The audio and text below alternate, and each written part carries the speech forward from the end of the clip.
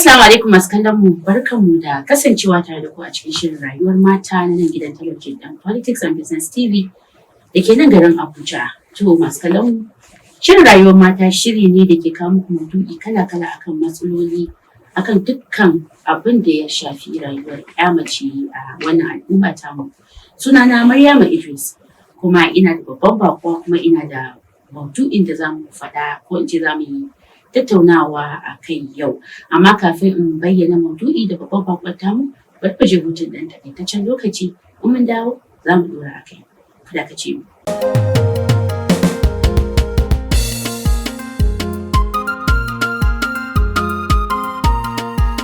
Masu kallon mu barkanmu daga dawowa daga hutun ɗan takaitaccen lokaci. Kamar yadda nake bayyana kafin mu je hutun takaitaccen lokaci, shirin rayuwar mata muke, kuma babbar baƙuwar tamu a yau ba kowace bace illa Madina Habib. Barkan ki da zuwa wannan shirin namu. Na gode. To masu kallon mu, kamar yadda kuka ga kyakkyawar baƙuwar ta, yau za mu yi magana ne akan irin kallon da ake yi wa mace mai abin kanta a wannan al'umma tamu. To kin ji Madina, wannan maudu'in namu, wato inda ake cewa independent woman kenan. Yawanci zaki ga ana mata wani irin kallo. To ke bisa kan maudu'in namu nan da kika ji, irin kallon da ake wa mace mai abin kanta, wato independent woman a turance kenan, me zaki faɗa a kai? To, abin da zan ce shi ne kamar zamanin nan da muke ciki da kuma irin al'ummarmu da kuma irin kamar al'adarmu ya sa ana yi wa mace mai abun kanta ko mai zaman kanta wani irin gani-gani.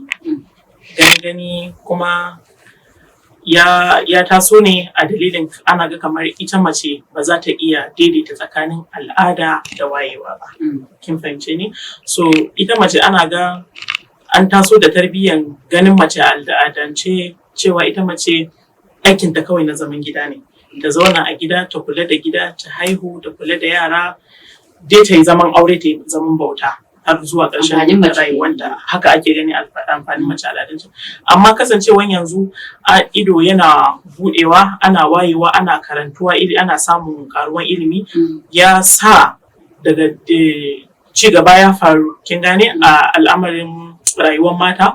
So mata suna karantuwa, suna fita, har ya kawo da kusan ana ga kamar suna goga kafaɗa da maza akan su mata ne masu iya zaman kansu. So shine kawo wannan gani-ganin da ake wa mata cewa to ai ita duk mace mai zaman kanta kamar akwai matsala a tattare da ita. To wani irin matsala ne? So nake in gane wani irin matsala ake tunani take da shi. A ita mace mai abin kanta, kuma wadda ta take da abin kanta za ta iya zama da kanta ba sai ta dogaro da wani ba. Wani irin, ya zan ce, haramun ne ko wani abun shaidanci ne da har ake mata wani irin kallo da ba a fuska bane mai kyau? To wannan kuma ya dangana da irin rikon da mace ta yi wa kanta. Duk da dai an taso da fahimtar cewa ita mace ba wacce za ta iya zama kanta bane. Saboda ko a addinance ma, mu dangana da addini, an ce mace dole ta yi rayuwa a ƙarƙashin namiji. To amma idan kuma aka kula da haka, Allah subhanahu wataala da ya tsara cewa dole mace ta rayu a ƙarƙashin namiji, sai kuma ya bamu zaɓi uku a tare da aure. Ko ta yi aure, ta yi zaman aure, ta yi biyayya. Idan kuma zaman auren nan tana ga ba za ta iya shi ba, ko zai kawo cutuwa a kanta ko ma namiji, to an ce in za ta iya kama kanta, ta yi zaman ta, tunda auren dama sunna ne. Ko kuma Allah sai ba mu zaɓin saki, wanda shi ma Allah baya so, amma ya daidaita shi cewa idan ya kama dole in zama auren ba zai yi ba, to a rabu. So idan har akwai waɗannan dama da kuma zaɓi da Allah shi da kanshi ya bamu, to me zai sa al'umma su riƙe wa mace kallon ita ba za ta iya zaman rayuwar kanta ko kuma ta dogara da kanta ba tare ta dogara da wani namiji ba? To yana wahala a ce mace ta zauna ita kaɗai, bisa da yadda Allah ya halicce mu mutane ne. Amma in kuma mace za ta iya kama mutuncin kanta, ta tsare kanta ɗin, me yasa dole sai an mata wani gani-gani? Me yasa za a mata kallon ko irin, kin gane, yar bariki, ko kuma dole dai sai ta yi barikanci, wanda kuma mafi akasari ba haka ba. Wasu suna danganta da cewa idan mace ta yi zaman kanta, dole sai ta yi yawon ta bare, yawon ta lalace ko wani yawo haka. amma tsakanin Allah da bawansa. Kin gane? Kai ba za ka iya shiga tsakanin Allah da bawansa ba. Kawai kai dan ka ga mace tana zaman kanta, a'a tana dan samun ta, tana rufin asiri, tana samun rufin asirinta, tana yi wa kanta, tana biya wa kanta bukatunta, to kai dole sai ka dogara da cewa ai namiji ne yake mata, wanda kuma mafi akasari ba haka bane. To dai abin da zan iya faɗa a kai shine cewa gaskiya ya kamata mu koma mu sake tunani mu yi wa zukatanmu tarbiyyan daina ganin cewa ita fa mace mai zaman kanta din lallai yar yawon ta bari. Ji kisa abin da yake na so in miki wani tambaya amma kuma sai ma kika fito da shi. Abin da ke daure min kai, mace ko da ba a gidan iyayenta suke take in ba ta da aure tana nan tana da abin kanta, tana da kuɗinta da sauransu, sai a ɗauka wani ne can namiji yake bata. In ta samu wani matsayi na gwamnati sai a ɗauka wani ne a cikin gwamnati namiji shine saurayinta ko kuma wani da suke abubuwan da bai dace ba ya bata.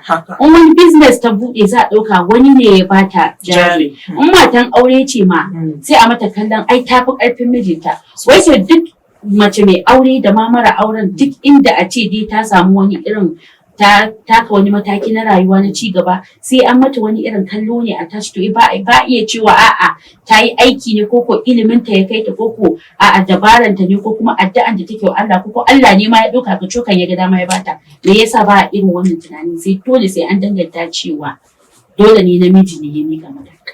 Shi yasa na ce miki dole sai mun koma mun sake wa zukatan mu tarbiyya, saboda an taso ne da ganin cewa mace dai ba za ta iya daidaita tsakanin al'ada da wayewa ba. Shine dama duk tushen wannan. Ya ake kamar yaya daidaita al'ada da yawwa.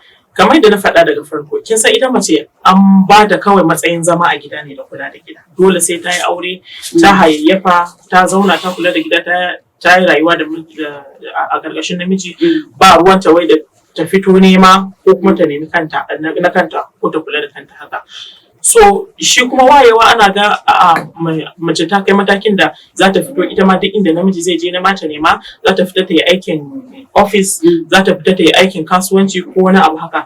To duk inda aka ga mace tana irin wa'annan abubuwan sai a rika mata wani ganin a'a to ai lallai dole sai an danganta da ba wai ita take yi wa kanta ba, dole wani ne yake mata. Tunda dama an taso ne da tarbiyyar cewa ita mace aikinta na zaman gida ne. Amma ta fito yanzu tana bai kamata a ce shi take yawwa. So shi yasa ake samun wa'annan matsaltsalun da kuma ƙananan surutan cewa ai lallai wani ne yake mata, wanda kuma mafi akasari ba haka bai. To kin ga wannan in ba wai an koma an bi diddigi an gyara wa zukata tarbiyya kan cewa wannan abu fa ba haka bane ko ba haka ba. Ai Allah ya halatta wa mata su ma yin sana'a da ayyuka da wasu abubuwa, balle kuma yanzu da Allah ya kama zamanin nan da dole sai ana tallafawa juna. Rayuwa ta yi tsada. Shi in ka zauna ka lissafa daga ma kayan abinci, siyan kayan abinci da su sutura da su kuma kaman kuɗin makarantar yara haka, in aka ba wani namijin nauyi, aka bar mishi wani namijin nauyin shi kadai ba zai iya ba. Kashi 90 ba za su iya ba. Haɗa ma da kashi 10 waɗanda suke da shi masu ƙarfin, yau ba ni gobe ba ni, yana sa namiji ya gaji ai. Duk yawan kuɗin shi din inda za a rika bin shi da bani din yana gajiyar da su, kin gane, yana sa mace ta fita a ransu. Shi yasa wasu mazan suke ga to gara su ba su matan su din daman su nemi na kansu din, ko ba haka ba za a tallafa, ko da an tallafa maka daga baya an zo an ce maka to fa nayi abu kaza ka mai da mu, kin gane, amma a lokacin nan an tallafa maka. So me yasa ba a gani daga wannan aspect din cewa to tunda ita mace din da take fitowa ne ma ita ma fa tana da bukatun da take biyawa, akwai taimakon da take wa al'umma. Yanzu ki duba akwai wata shahararriyar mata a garin nan da muke ciki, ita wato Hajiya Laila Ali Uthman. Ki duba ki ga bajintar da take yi, duk da ma ana mata kallon a'a ta yi aure, zaman auren bai yiwu ba, tana da abun kanta shi ne shi ne kallon da ake mata din. Ki ga dai amma ki duba ki ga alkhairai shi kada ya isa kai ta aljanna insha Allah. Kin gani, to tana tallata taimaki marayu, ta ɗebi yaran da bata san su ba, bata san asalin su ba, ta tushen su ba, za ta yi adopting din su, ta zauna ta yi musu tarbiyya, ta yi musu makaranta. Wannan kadai ya isa al'umma su ba mata karfin gwiwa akan cewa mata fa ku fito ku nemi naku. Tun da dai in one way or the other wani za su tallafa ma al'umma. Yanzu da za a samu ire-irenta guda 10 a ce an warke, za a warke, saboda ita mace ita ta san zafin haihuwa, ita ta san ciwon yaro, so za ta san ta inda za ta iya tallafawa. Mace naturally ma ta fi akwai wannan tausayi da Allah ya sa mata a zuciyarta. So idan al'umma za su ba mata ƙarfin gwiwa cewa to ku ba ku fito, to na san ba za a rasa ire-irenta ba da suke a koye. Ita tana yin nata ne saboda ita ma ta ba wasu ƙarfin gwiwa. Kin fahimce ni? Cewa to tun da ni fa na alheri na ke ma ki kai ma. Ita ma yawancin duba ba ma ta nunawa wanda ta yi magana da su ne akan taimakon sai ke da sun fito sun ce ai ita ce ta yi kaza. To kin gani? To a irin waɗannan to me yasa al'umma ba za su daina yi wa su goge wannan tarbiyyar da ake da shi a zuciya cewa a ita fa mace mai zaman kanta dole yar yawon ta bare ce. Me yasa ba za a yi wa zuciya sabon tarbiyya kan cewa ita fa mace idan aka karfafa mata gwiwa aka mara mata baya akan ta neman abin kanta din za ta iya taimakawa al'umma ba. Kin fahimce ni? So dole dai sai an koma wannan layin cewa an gyara wa zuciya tarbiyya akan cewa to ita fa mace uwa ce a ko ina duk kankantar da duk girmanta idan aka bata dama cewa ke fa mace mun al'umman nan mun mara miki baya mun goya miki baya. Misali kamar irin a bata ofishi a gwamnati to ki duba kiga Anti Fauziya Sulaiman kiga irin bajinta da take tana taimakawa wani namijin ba zai ba saboda ita mace ce ta san zafin wasu mata. Yawanci zaki ga mata take taimako. Kwanan nan naga tana magana akan wata mata da take tura garuwa. Jiya ma wata mata da aka mijinta ya sa ta anka. To ki gani, to irin wannan idan ba mace bane za ta bi diddigi ta nemo ta sa a shiga a fito, maza ba su da irin wayannan lokutan, ba su da irin wayannan mai da hankali akan abubuwa. In aka ce su tallafa din za su tallafa. To namiji yana fama da nemo na gidan shi yaushe ya sa ido a sauran amma su diddigi su nemo din ba sa iyawa. Kin fahimce ni? So kawai dai dole ya kamata sai an koma ne an sake zuciya tarbiyya cewa ita fa mace idan aka mara mata baya to fa in Allah ya yarda al'umma za ta ribace ta shine. Masha Allah. To Hajiya Madina akwai dai tambayoyi da dama amma bari mu je hutun rabin lokaci. To masu kallon mu kuna dai sauraron wannan shiri ne na rayuwar mata daga nan gidan talabijin ɗin Politics and Business TV watan P&B kenan. Don za mu je hutun rabin lokaci idan mun dawo za mu ɗora daga inda muka tsaya. Kar ku je ko ina kuɗin da ka ce mu.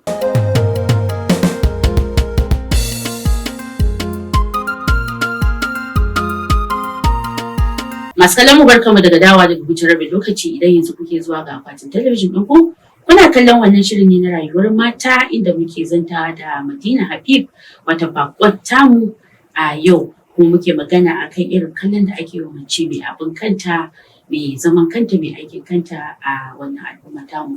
To Madina mun dawo gare ki.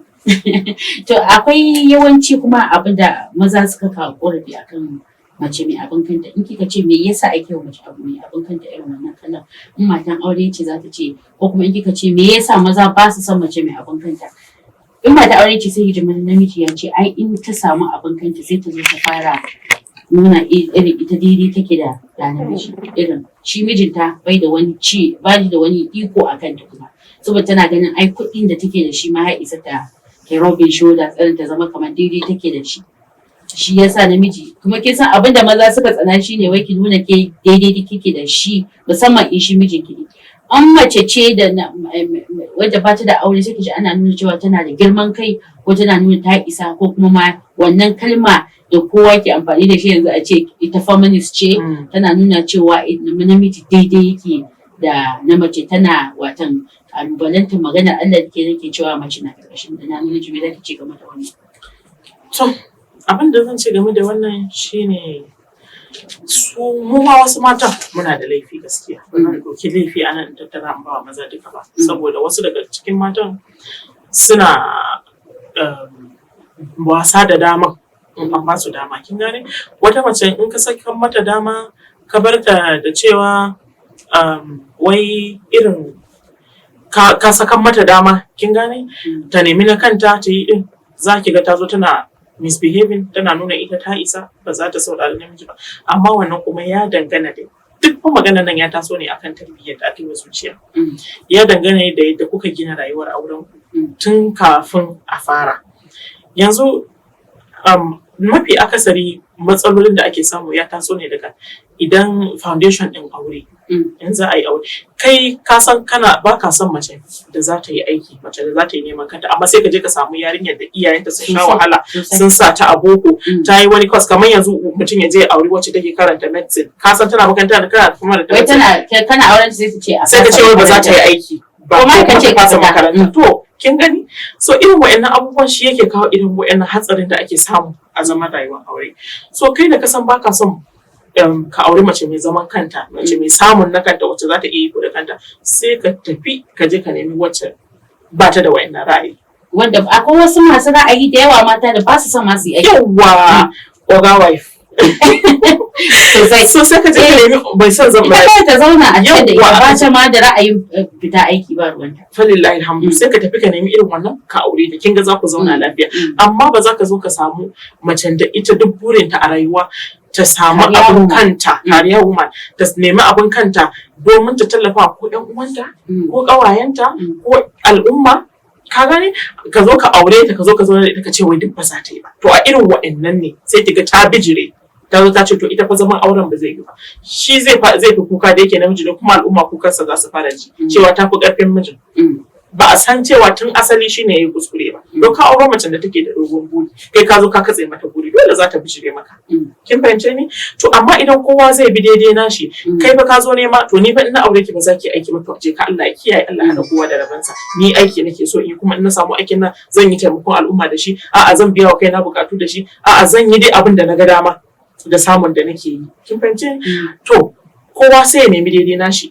In ra'ayinta ya zo daidai da naka, sai ku yi auren ku zauna, sai ka taya ta ma ka ingiza. Yawancin maza yanzu ana samu alhamdulillah da yake akwai karatu da wayewa, suna tallafa matansu. Za ta ga wani namijin ma shi zai rika tura matarsa, to ke faki kaza, to ke faki kaza. Dama na dokewa yana ya kuma haka yi. To ke ba haka kazan na fa haka ya kamata ki shi, ke faki girma. Su kullum burinsu suna so su ga matarsu tana kan gaba. Su bai dame su ba su da bakin ciki, ba su da kyashi, ba su da hasaran cewa su ga matansu su yi. To akwai maza irin haka. To kin ga irin wannan sun haɗu da mai buri, Allah sai ki ga ya haɗa tafiyar su yayi daɗi. To shi ma wancan da baya son mai aiki, yana son oga wife, shi burinsa ya rika kawowa tana ci, shi ma sai ki ga an zauna lafiya. Wata dai fahimta ne tun farko da yadda dai aka gina rayuwar auren. So gudun a samu irin mata masu bijirewa din nan, so ya kamata a gina shi ne akan fahimta. So in dai har aka gina akan fahimta, to ba za a samu wayannan cece ku cewa a'a akwai feminist, a'a akwai wani wai ta fi karfin miji ko ta bijire ko ta zama yar yawon tabari. To irin wannan da zaki gani, ko da namiji ya yi supporting matar shi, maybe ta gama secondary kenan, ya san tana da buri, shi ma yana da burin ya agaza din ta kai wani matsayi. In ta zo sai daga baya ta samu matsayin nan, sai ta nuna ta fi shi wayo. Sai lokacin ne kuma ta ɗauko wasu halayya da mutane ta haɗu da su, ko kuma tana ganin ta isa ta kai yanzu. Me za ki ce kamar shi baya jawowa ko koya abin yake? To irin wannan kuma har yanzu laifin na matan ne. Akwai mata haka gaskiya da idan aka ba su dama za su yi misusing wannan daman da aka ba su, sai ki ga su sun zo sun nuna sun waye, a'a sun fi karfin namiji, sun fi karfin wannan, to su ne dama suke ja mana zagi. Da zaki zo an yi generation. Su ne suke jawowa kenan a ce ai mu ne in sun samu guri haka suke. Kin gane wake ɗaya shi ke bata miya. So irin wannan su suke jawowa a ce to su mata fa dama in ka sake musu haka suke. Sai ki ga an zo an haɗa gaba ɗaya an ce mata aka kuma in aka bi diddigi din mafi akasari ba haka matan suke mai yawanci. Wasu matan suna yin aikin su ne ko kuma suna neman halal din su ne kawai don a zauna lafiya, don su tallafa miji kuma su biya wa kansu bukatun su wadata. Wai a zo har zaki ga an zo lokaci wanda mace in za ta yi biki za ta tallafa ƴan uwanta, za ta yi sadaka, sai ta bi miji ba ne. Wasu matan haka ne ba sa so, sun fi so kuma in za su yi wa kansu, su yi da kansu su ba tare da ma miji ya san su ba. Ka ɗauke wa mace haƙƙinta na aure a kanta, ƴan uwanta fa. To kin gani? So irin wannan dai mata ne gaskiya zan ja hankalin mata a nan wurin kuma. In kin san kina da burin ki zauna lafiya, ki cika kanki buri, ki abin da kika ga dama. To tun farko ko kar ki yi auren, ko kuma in kin yi aure dole ki biyayya, dole ki bi miji. Don tsakani da Allah. So in dai kina so miji ya mara miki baya, to kina sai ki kaskantar da kanki, ki yi biyayyan aure, to sai ki ga shi ma mijin ya ji daɗin kina hakan, sai ya goya miki baya. sai ya taimake ki ya taya ki. Amma in kika kawo taurin kai to dole miji zai koka zai ce to gashi nan kin bijire kin fi karfin shi to kin gani so idan abubuwan da yake kawo matsalan da kenan. To menene amfanin mace take a ce mace yau tana da abokanta? Dan a cikin minti biyu sai mu tambaye ki karshe saboda lokaci ya dan fada mun fa samu na koka. So kamar yadda na faɗa dai a cikin bayani na ɗazu ita mace uwa ce ta fi kowa sanin zafin rashi da kuma zafin ciwo. Kin gane ita mace za ki ga duk inda ta ji akwai wani yana cikin damuwa ko namiji ko mace ko ko yaro za ki ga hankalinta ya tashi saboda ita Allah ya yi ta mai tausayi. Tana da tausayi ba ta so ta ga babba a matsayin mahaifinta ko mahaifiyarta yana shan wahala. So duk inda ta ga wani yana wahala za ki ga ta bi ta nema. Kamar da muka magana manyan mata da muka sani da kowa ya sani Hajiya Laila da Aunty Fauziya kin ga duk inda wani yake shan wahala in sun ji za ki ga hankalin sai ya tashi. Ina so akwai ire-iren mata da yawa masu yin irin wayannan tallafawan da su ba su yawa to ki gani ba a san su a lamland ba amma dai za ki ga yawanci mata ne suke irin wayannan su shiga lungu da sako za ki ga sun je asibitoci sun je sun nemo kamar akwai Anci Lubna Alhamisu ita ma za ki ga za ta je asibiti duk inda wani mara lafiya yake za ta zo ta nema mishi tallafi ta nemi taimako ta faɗa al'umma. Kuma gaskiya inda ba ta da abin kanta ba za ta yi ba. Kuma in tana da ita wani abu da za ki gane da mace ko da ba ta da shi ai kamar yanzu maganan na Hajiya Laila akwai wani bidiyo da na gani akan wata mata da ta taimaka ita ba matar ita ma ba ta iya ciyar da kanta da 'ya'yanta amma saboda ita uwa ce ita mace ce tana da tausayi har ta yi adoptin maraya wanda ba shi da kula da shi in akwai ran da akwai su ci tare ran da ba su ci tare to idan ba mace ba waye zai wannan shi namiji da inda ka ka masa ya talza shi to ni ma kai gida na fa babu yana fama da kanshi duk akwai wanda su ma a babu din zaki ga su ma sun kawo din amma gaskiya dalilan ne daga cikin da yawa saboda su kullum burin su dama dan su biya wa iyalan su bukatu ne to amma kinga ita mace a babun ma za ta iya ɗaukowa ta ƙara da nata to ita wannan wannan act din ne kadai yasa ita Hajiya Laila ta ce to matan nan ba ita ma tun da haka ta yi ita ma tana buƙatar tallafawa to kin ga ta nemo ta tallafa musu kuma da yake Allah kuma ki da albarkacin wannan marayan ne Allah ya mata sanadin alkhairi to kin gani so ita mace amfanin mace ta zama tana da abin kanta gaskiya za ta tallafa al'umma saboda na farko tana da tausayi na biyu kuma tana da ba da himma kin gane da ba da hankali wajen ganin ta tallafa ko ma waye ne duk wanda ta sani da wanda ta sani ba za ta iya kokarin ta ta ga ta taimaka. To masha Allah. To haka ne Hajiya Madina. Sai ki ji akwai wani faɗai magana da ake kusan kullum. Ina ji ne akalla a rana ɗaya sai na ji maganar nan. Au a social media ko zahiranci sai da an ce miki rayuwar ƴa mace abin tausayi ce. Wai me ake nufi da haka? Gaskiya wannan haka yake rayuwar ƴa mace abin tausayi ne saboda kin ga ita ƴa mace lokacin ta ƙwararre ne. Daga haihuwarki zuwa kin yi aure zuwa kin hayayyafa zuwa kin tsufa zuwa komawarki ga Allah. Lokacin ki a gure ne. Lokacin ki a ƙayyade ne akwai lokacin da idan kin kai idan baki abin da ya kamata a lokacin ba in ya wuce ya wuce. Akwai lokacin da idan kin kai in kin yi abun a kuskurance lokacin shi ma ya kubuce miki. So dole ita mace tun da lokacin ta a lissafe ne dole sai ta nutsu ta ba wa kanta wannan lokaci ko kuma sai ta samu kamar iyaye musamman iyaye sun tallafa mata a ɗaukan wayannan matakan na rayuwa.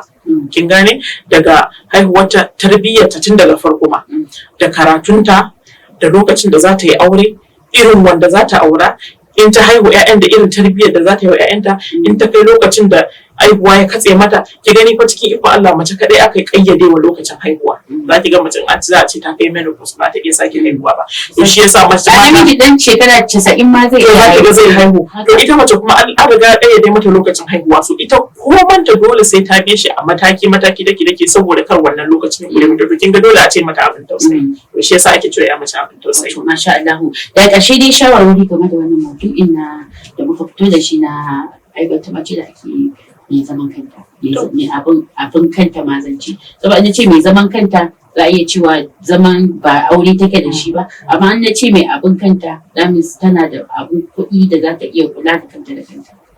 Shawarar da zan bayar a nan shine cewa gaskiya al'umma su daina aibata mata a koma a canza mata gabaki daya. Saboda mace gaskiya ana yawan aibata mata da babba da yarinya duk za a samu aibata. So shawarar da zama shine al'umma su daina aibata mata. Saboda ana karyawa mata da yawa gwiwa. Wata tana da niyyar ita ma ta fito ta yi alkhairi ya dauko wake, amma tana tsoro gudun magana cewa kada al'umma su ce ta yi bata yi ba. Kin gane? Su kuma mazan masu shawarar cewa idan matarka ko kuma wata yarka ko kanwarka ko wata yar uwarka ne tana da irin wannan burin ta zama tana da abin kanta, kada ka karya mata gwiwa, ka mara mata baya kuma ka kare mutuncinta a inda ka samu daman yin haka. Saboda idan ta ga ta ana ba ta kaifin gwiwan nan, to za ta samu kuzarin ƙara ba da himma. Kin gane? Sannan kuma mu ma mata zan ba mu shawara cewa duk inda kika samu dama to fa kada ki wasa da wannan dama. Abin da ya kamata ki yi din ki tsare mutuncin kanki, ki kare kanki, saboda kar ki ja kanki magana. Saboda kin ga akwai faɗan da ake cewa idan baka yi mai abota da barawa ba za a maka zargin sata ba. So idan kika kiyaye aka ga kina zaman kika kame mutuncin, kika san darajanki, kika yi abin da ya kamata, ba wanda zai miki zargin ta lalace. Kin gane? Amma in kika yi ballagaza yau ke ne a can, ke ce a can, dole dama za a miki wannan zargin. Amma in kika bi yadda ya kamata, kika bi mataki, kika tsare mutuncin kanki, ko zaman kanki kike, kowa zai ce a masha Allah ita ko wacce ba ruwanta. Kin gane? To shine shawarar da zan bayar. Baki tunani wani zubin tsaba sa ido ne kawai da aka yi mace, kuma da wani stereotype din tunani akan mace cewa ai gashi rayuwarta dole mace kawai dai dole in dai aka ganta da kuɗinta dole ko mun kama kanta za a ce ai namiji ne a ƙarƙashin. Baki tunanin haka ma ko mun kama kanki za a iya miki wannan kallon? Saboda abin da yasa ne wannan maganan, yanzu an ka Allah ya kawo zamanin da ko mun kama kanki ko niqabi kike sa dole sai an samu wanda ya zai ga miki magana. Shine kuma halin mu na yan adam ne wannan kuma. To wannan kuma Allah ya sa ka haɗu da irin wannan, sai ka toshe kunnanka, saboda na ba ka iya wa mutum. Yadda kai sai an samu wanda zai ce baka iya ba. Kin gane? Ko tafiya kike da kanki a ƙasa, kafafunki a sama, dole sai an samu wanda zai ce baki iya ba. Saboda haka idan dai ka samu kanka irin wannan yanayin, to dole sai ka toshe kuɗinka kai abin da yake da wanka. To masha Allah, gaskiya wannan maudu'in bayanin da kika yi akan wannan maudu'i, gaskiya ni ma kaina na karu da shi. Na san dai masu kallon masu tabbas sun karu. Mun gode sosai da amsa gayyatar mu da kika yi, Hajiya Madina. Da fatan in muka ƙara kiranki za mu ganki a Politics and Business TV. Insha Allah. To masha Allah, masu kallon mu kun ji bayanai akan wannan maudu'in ta irin kallon da ake wa mace, musamman mace mai abin kanta. To duka dai ana muka kawo ƙarshen wannan shirin namu na wannan satin, na wannan cikin shirin rayuwar mata na gidan talabijin ɗin Politics and Business TV. Sai sati mai zuwa idan Allah ya kai mu, zan kuma kawo mana sabon shiri mai sabon maudu'i. To a madadin gidan talabijin ɗin Politics and Business TV wato PNB da ya ɗauki nauyin kawo muku wannan shirin, sai wanda suka taimaka domin wannan shirin ya iso gare ku. Sai ni Maryama Idris da na shirya na gabatar nake cewa mu huta lafiya.